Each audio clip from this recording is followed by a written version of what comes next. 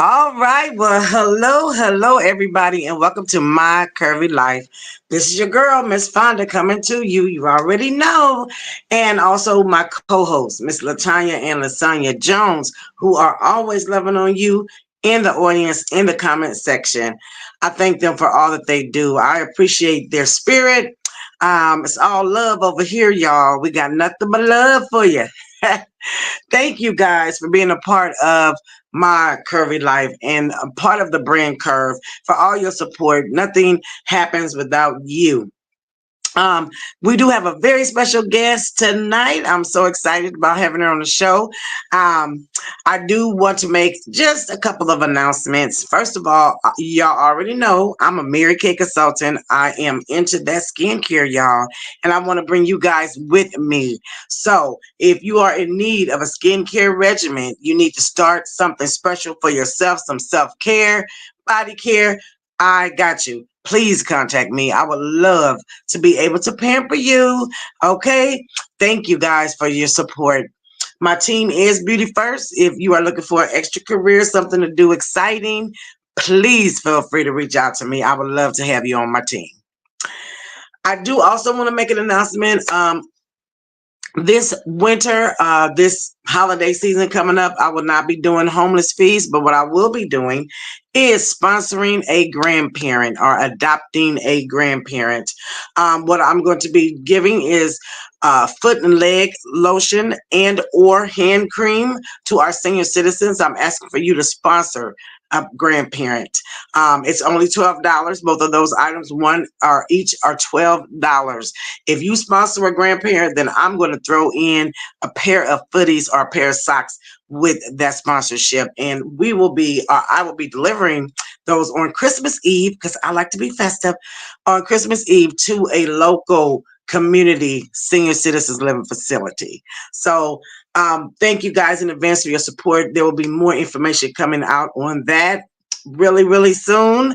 I am not going to keep my guests waiting. I appreciate everybody who says yes.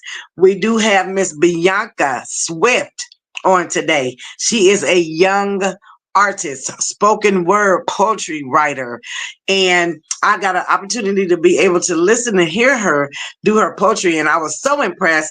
I wanted her to come on the show and just share from a perspective of a spoken word artist and a young person, okay? Somebody that's young. I believe she's in her early 20s, but she'll tell us exactly that once she gets in.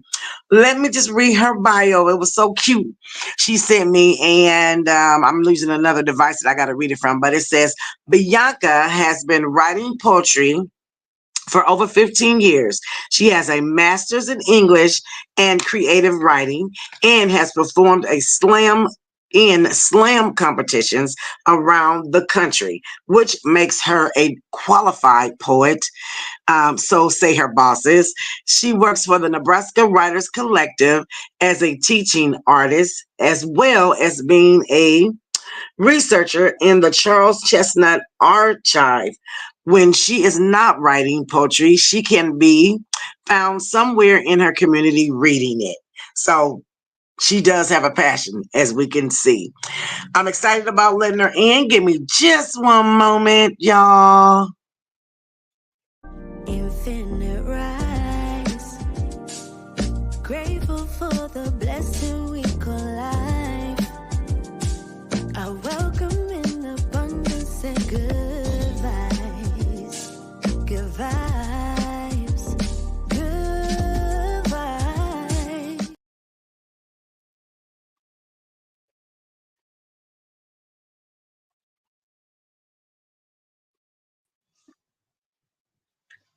Bianca! Hello, Miss Fonda. Girl, hello.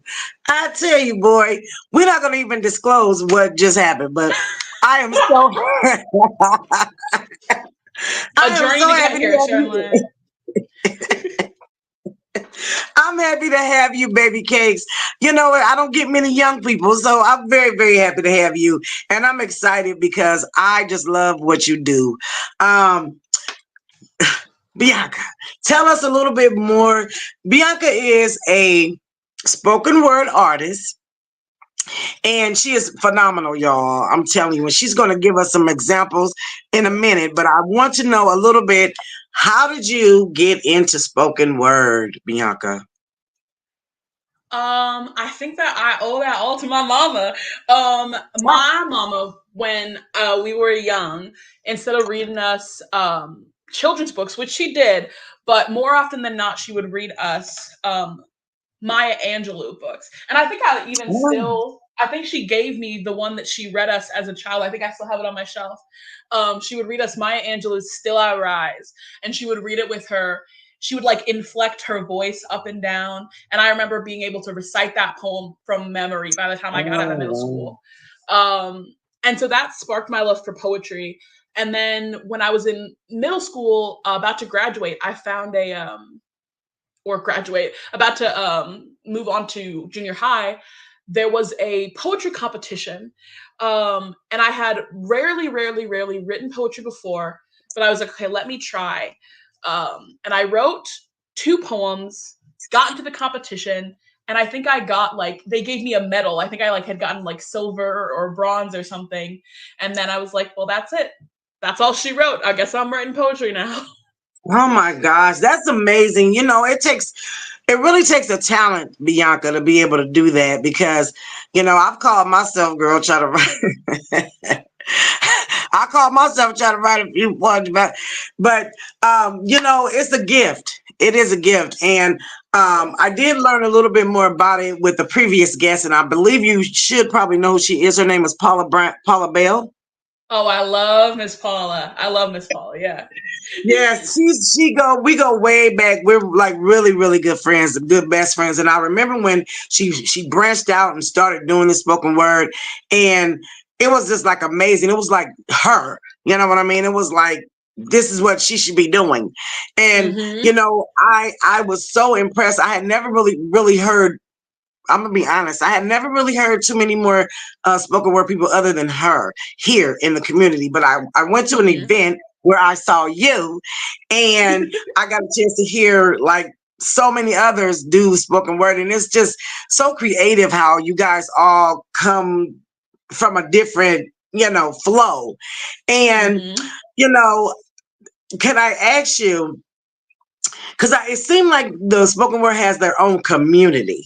You know, Mm-hmm. like Certainly, yeah. where you know, and what is that like? What is that community like to be like in that community of spoken word with other people doing the same thing? That's such a good question. I am so lucky in that my folks, my parents, really inspired and allowed that passion that I had in middle school to grow. There is an amazing slam poetry spoken word scene in Omaha. I believe when I was growing up, it was around Lake and 24th. I remember going to like a bike shop and reciting poems. I remember going to Verbal Gumbo with with Love Felicia, and then The Oh Rue. yeah, Um, and going to like the jazz center and doing poetry, yeah, over by the Union, wherever that area is, the Union for Contemporary Arts. it was it was amazing. It was amazing. I think it was so cool knowing that there was a space where people were doing the thing that I loved and yeah, seeing it happen.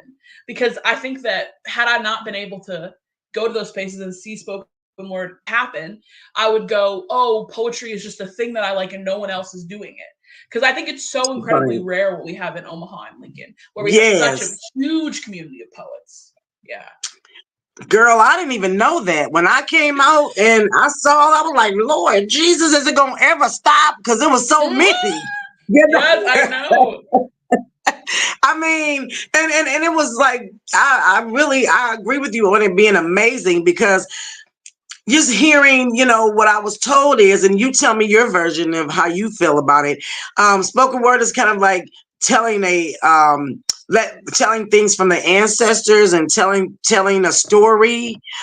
Some of Hmm. the stories are mostly true.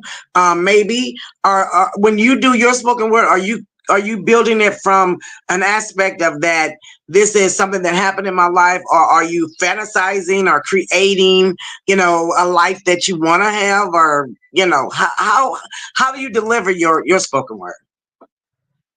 That's a really, really good question. Almost all of my poems come from my life. I will say though, I mean, it's exactly like an artist to tell a little bit of a lie so they can tell a big truth, right? Like, I do think that there are like, I like to say it's a kind of an equation where I'm like, yeah, maybe in my poetry I'm telling you the little L lie so I can tell you the capital T truth, right? Yeah. Like, but there is like I'm almost never. I don't think I've ever written a poem that didn't have some aspect of an original nugget of something that I either saw or was thinking about, and using that to reflect in my poetry. Yeah. Okay. So when you're so say for instance you're telling a story of something that you went through, something happened with you, and you're telling that story. Do you ever get emotional within your poetry delivery? Do you ever get emotional at all? Oh, 100%. I think it depends on the poem. But I think I'm emotional when I read any of my pieces. I think that especially the first time either writing it or performing it, I feel like that's the most emotional. I've read poems where I've cried. I've read poems where I had to stop in the middle, or where you get halfway through a poem and then you realize you're probably gonna have to retire this poem. You can't read it again. But yeah, I do think, yeah, incredibly emotional. Yeah. Girl, look, let me tell you, see, I'm an emotional person, and I know if I was to do spoken word and I told like a true story of something or whatever, girl, I'm already gonna tell you I'm about to break down. And it might not just be a cute breakdown. I might just go all in and start just boo-hooing. So, sometimes you gotta stay in your lane, honey. So I'm gonna stay over here and just keep singing. So, I'm excited. I want everybody to hear one of your pieces. So, I would love right now if we would take a moment, and I would love for you to share one of your spoken words with us, if you don't mind. Of course. Um, okay. I'm gonna read one of my mama's favorites. This poem is called "On the Shoulders of Giants." Okay. My mother used to tell me stories. When I was in fits of self-loathing and bitterness, she would breathe the words across my soul and hope against hope they'd be able to make it up to my mind in the darkness. Like soldiers, trekking through the unworthiness and lighting candles of wonder in the caverns of despair, she would say to me, "Baby, I know you reside on the shoulders of giants, and I know it's hard to breathe up there. When the air is so full of courage and strength, there's no room left to harbor oxygen, baby," she would say. "You are unstoppable. Because what you fail to realize is that you are one of the greatest of the greatest of the greatest. Just the fact that you are standing here now means your DNA is hard coded with riboflavin strands of beauty and violence and power, baby. Each time you breathe, you are inhaling years of slavery and abuse, corruption and condemnation. But history has proven that no object that touches your lips can leave unscathed. Child, you expel genius and equality. Baby, they injected you with syphilis. Don't you know that no disease can touch you? Because we've lived through them all. Your lungs are blackened with the years of smoke from left over from when they tried to burn you. Yet here you are, breathing. They tried disheartening you with the years of spiritual rape and mental torture, but baby, your heart beats with the strength of the warriors that have come before. They've tried taking your feet so you wouldn't stand tall. But child, you have the stature of a goddess. You are Mm. immune to the terrors of this world. Because when your soul was residing in a space between black and white, and you chose to oversee, to overcome, and to overpower this world as a black child of America, God knew you'd need no more problems, baby. Listen to me. There is nothing as precious or as dangerous as you are. My mother would tell me this until her voice would blend into the melody of a mantra mixed with the blood carved into the shoulders of the giants I have stood on all my life. And maybe Miss Fonda, this platform is tall enough for me to reach my destiny. For I have walked thousands of miles. I've been burned, cut, stabbed, shot, beaten down, stripped, cast out, objectified, belittled, lynched, put down, marked, raped, running out of breath. Swing low, sweet chariot, coming forth to carry me home. I have been hopeless. But we are not alone. We are not alone. I have never been alone. Because when the shadow you cast stretches throughout generations, you know you straddle the shoulders of giants. Thank you. I can't snap my fingers together, but I can pop these nails. I mean, that's just as good. That's just as good. And the reason I did that because I learned that was absolutely amazing. That touched me, Yep. and I feel like I can conquer the world right now. I feel like I can conquer the world. But when that's done, that's giving you your yes, but in a solid way so that we can continue to hear what you have to say. That was Yep. absolutely amazing. Girl, you sound like a mature old woman with that one right there. And Thank you. Thank you. can you tell us how old you are? I am 25, about to be 26 come December. Oh, Lord, Yeah. girl. That's Doesn't feel amazing. too young right now, but Yeah, I had those times as I was growing into turning 30. I had a tough 30. I'm like, oh my God, I'm 30. But that was for me, that was a long time ago. But I absolutely love your energy. That's one of the things that I feel like every poet or every spoken word that's spoken, the energy behind it. The drive. And it sounds like your mom, who is like a wonderful person, by the way. I had an opportunity to fellowship with her the other day and meet her, and just a joy. But for her to instill that strength, that that you're strong, and it sounded like in that particular poetry that all the things that she instilled in you as you were growing, you know and developing, and you're still developing because you're only 25, but all those things all those things that she put in you as a young woman, you're able to voice that, and that was a positive word. That word could bless so many of any age bracket, because when I was listening to it, I just started thinking about my childhood and thinking about the things that my mother taught me. It kind of had a domino effect there. So this is what I want to know. Are there a lot of young people that are getting more involved in spoken word, or would you say that it's kind of like young and old, middle age? I think that I feel like strangely, and maybe not strangely, I think this is kind of a word to the genre, maybe, that we have so many varieties and ages.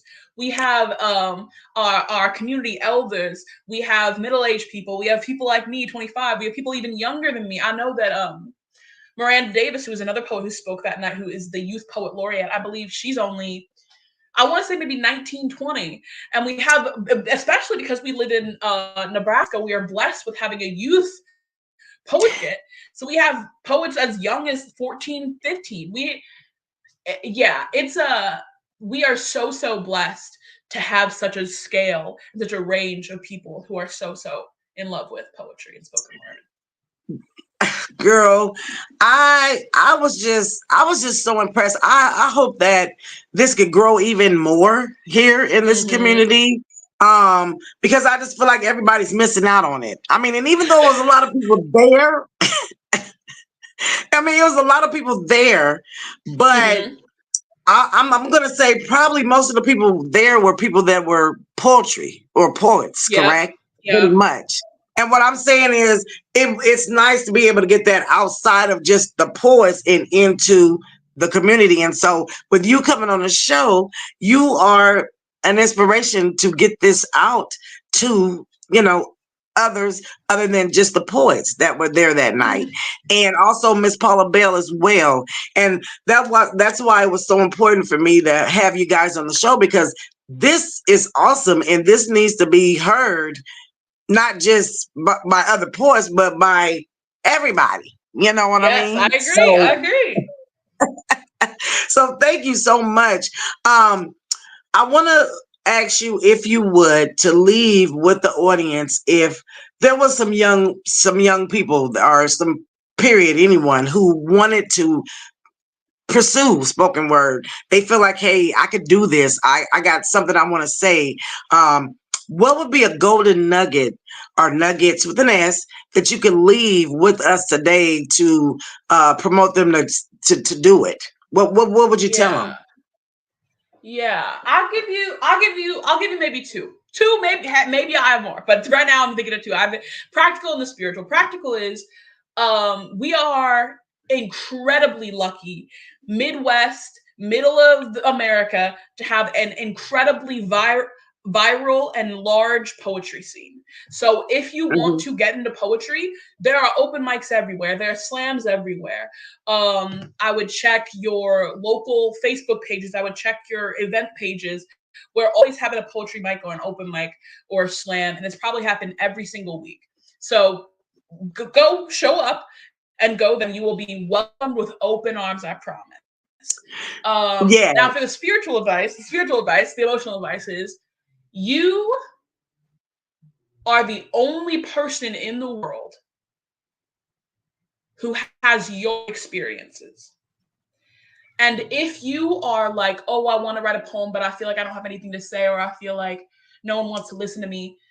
Someone, I believe, I don't want to take credit for this because someone told me this, where they were essentially like, if you have all of these ideas and thoughts in you, and you are not putting them out into the world, you are now robbing the world of something that could have changed or helped them grow. So if you're like, oh, Oh, I don't want to do poetry, or I don't want to take up space, I don't want to put myself out there. You are taking something from the world because you have an experience that no one else in the entire world has, and you are hiding it from them. So, and that wow. doesn't seem very right to me. So I definitely think you should share Wow. Everybody has a story, baby doll. it. Everybody has a story, and some stories are meant to be told, because we have those stories from experiences and things that we've went through.